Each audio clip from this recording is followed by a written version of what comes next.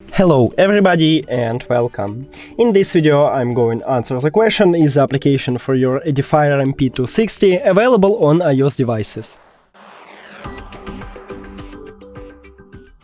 So I install all application what Edifier have in the App Store, and if we go into the second one, we can see that there is only one earphones here.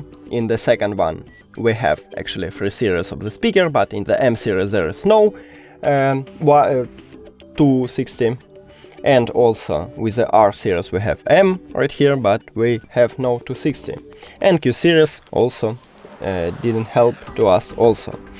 The third application having this speaker, same as you can see, I'm in the speaker and there is no 260, and the last one have only 3 speakers and none of them it's MP260.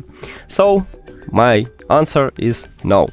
That's it. Thank you for watching this video. If you found it helpful, please consider subscribing to the channel and leave the like on the video. It's really important to us. See you later!